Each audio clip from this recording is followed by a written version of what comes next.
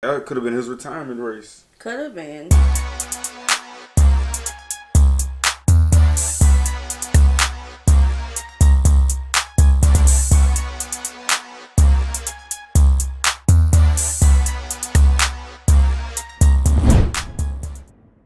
What's good, y'all? Welcome back to the Demouchets React, and we're back with another video. What we got today, C? We are on part 4 of the Dale Earnhardt's documentary. This is a tough one, y'all. Very tough. Like this video, subscribe, turn on the post notification bell. Let's get into this video.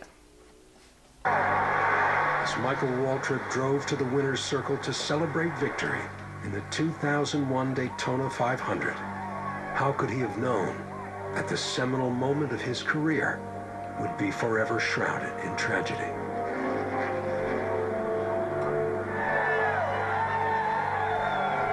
Nope, he has no idea. He's seen the wreck, but he has no idea what's really going on.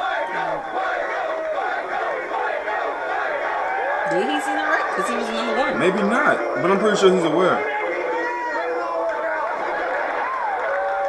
He went straight to the victory pit. I don't know if they get to turn back their heads to see what's going on behind him. Now we're all standing in victory lane celebrating winning the greatest race in the world. Everything was just so cool, and it remained that way for probably 20-30 minutes. What? He didn't know about watching on the camera, and this looked bad, and you can tell by the people around the car, even though it was in a long shot. Then the ambulance came up, and then Dale was taken out and placed in the ambulance. And then we watched the ambulance going to the hospital. And the ambulance was traveling virtually at walking pace, which meant either a broken back or death.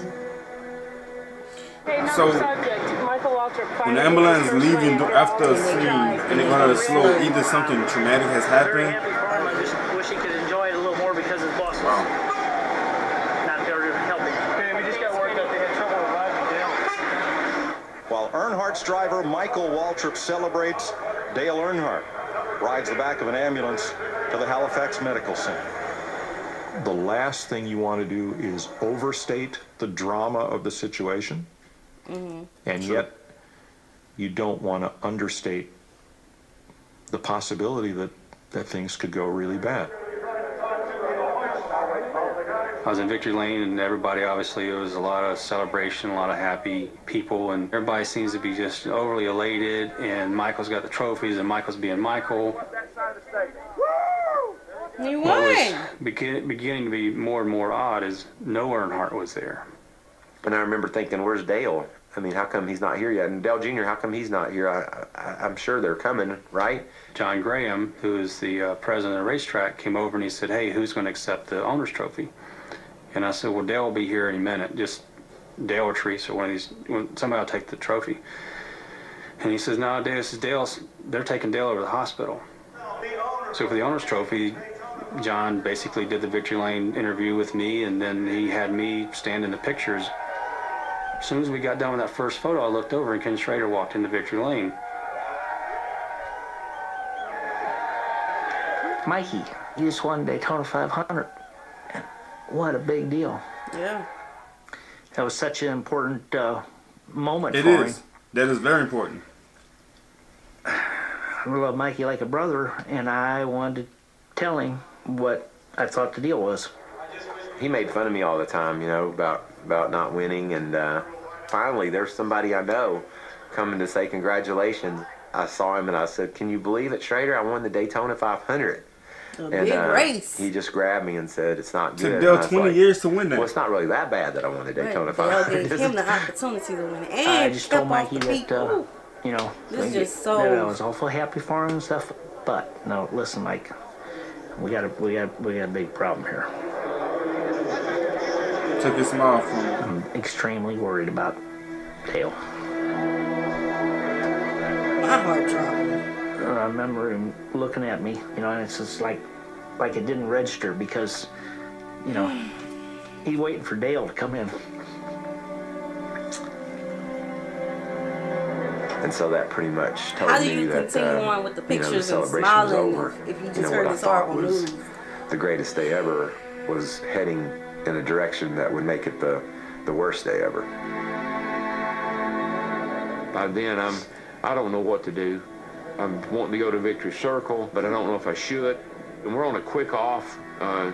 The race went long because of the red flag, and we were at the top of the hour, and so we couldn't stay and give a report about it. Nobody knew anything. Everybody was real hush-hush about it, and nobody was telling us anything, so we had to go off the air. Well, thanks, John. We all knew Michael Waltrip had a fast car here in Speed Weeks. I tried to get they look like they don't know what they want to say. On the win, on victory lane, on analyzing the race and what had happened, while I tried to piece together all the information we had so that we didn't say the wrong thing, right? But we also didn't go away leaving people to think that everything was all right. We're jubilant for the Waltrips, and our prayers are with the EARNHARDT family. John? Well, I was going to go to Victory Circle, but my friend Andy Casposito, he's a deputy sheriff. He was going to take me down through the crowd to get to Victory Circle. So when I take off the headset and I turn around, he's standing at the top of the stairs shaking his head. And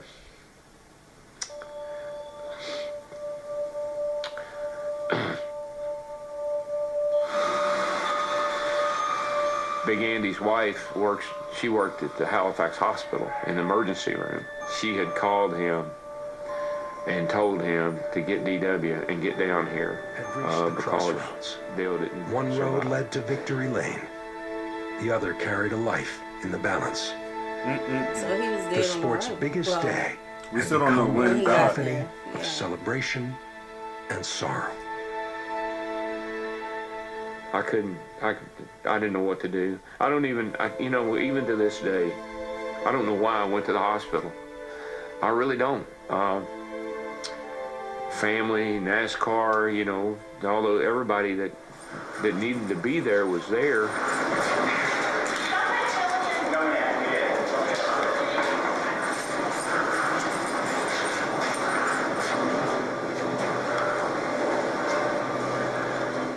We're just in the emergency room. We're inside, and it's not a waiting room outside. We are like inside. We're not in front of Dale.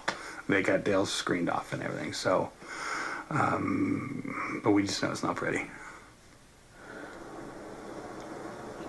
I can't remember everyone that was in the room, but whoever came in, I think it was a doctor, came in and said we lost Dale.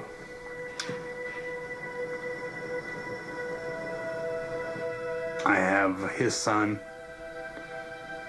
standing next to me. There's nobody in this room. So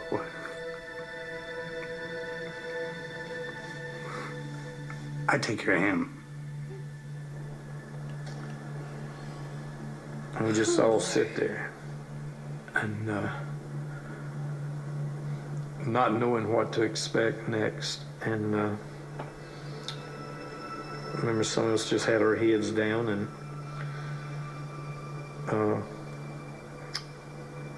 it was a bad day.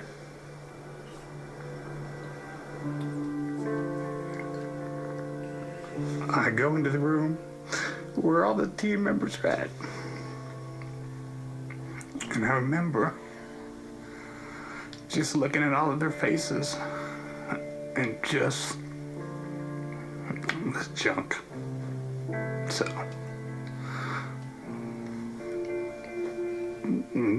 that's kind of where we all were. That could have been his retirement race. Got a couple of corporate teammates. I feel like that probably, who knows his next big plan after doing such a tremendous job of helping someone who never had that type of help before win such a race that is like one of the toughest races in NASCAR. Right. Like that could have been his retirement race. Could have been, but spiritually speaking, he lived out his purpose. He lived for that moment. Yeah. His whole life was for that one moment. Y'all know. Don't take everything literal. Meaning what I'm saying is that you have a purpose in life, and though we lived out a multitude of great experiences, that purpose was to make another person win or have an experience that he has struggled with for years of his career. That's basically what I'm saying. And you said something earlier, you was like, yo, how can, you know, he still celebrate and take pictures after just getting the news that, you know, something happened to Dale. Yeah. And I wasn't saying it as he shouldn't. I'm just saying, how can you go on, celebrate, and mourn at the same time? You know? Yeah, I think people can always put up a smile to disguise their true feelings all the time. We do it every single day. Most people do, some people don't. But it takes a real champion to come down from his pedestal, because I didn't see him at the hospital. I'm pretty sure they he didn't probably show went. all that. They didn't show all that, but they didn't show it. I'm pretty sure he went to the hospital, because they did say that the team members went and he was a part of the this is only part 4. You see, the fact that I got the news, I'm like, yo, what more can they show? But there's a part 5 to it. Yeah. So, meet us on part 5. Like this video, subscribe, turn on the post notification bell. Peace. Peace.